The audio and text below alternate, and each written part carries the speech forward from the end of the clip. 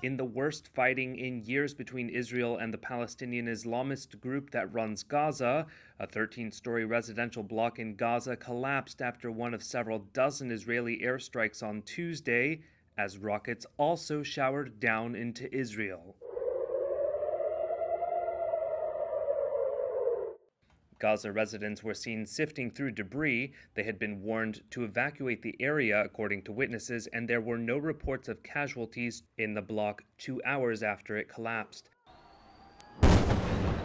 Shortly after the attack, Hamas said it would respond by firing rockets at Tel Aviv.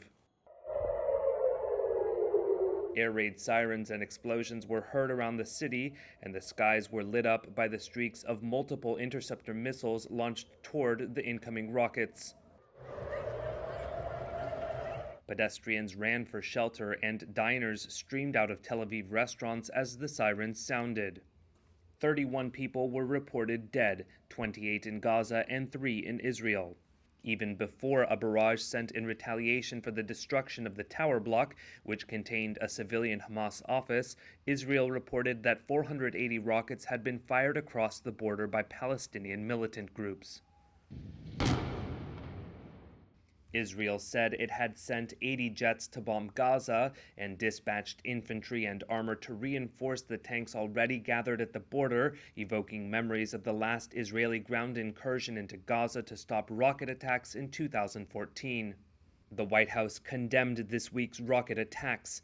At the U.S. State Department, a spokesman said Israel had a legitimate right to defend itself, but that the primary U.S. focus was on de-escalation. I will say that our message continues to be one of prioritizing de-escalation, urging calm, urging restraint on both sides. The Israeli military said many of the militants' rockets fired from Gaza had fallen short and wounded Palestinians, and that Israel's Iron Dome air defenses had intercepted the bulk of those that made it across the border. The fighting between Israel and Gaza's armed factions was triggered by clashes between Palestinians and Israeli police at Jerusalem's Al-Aqsa Mosque on Monday.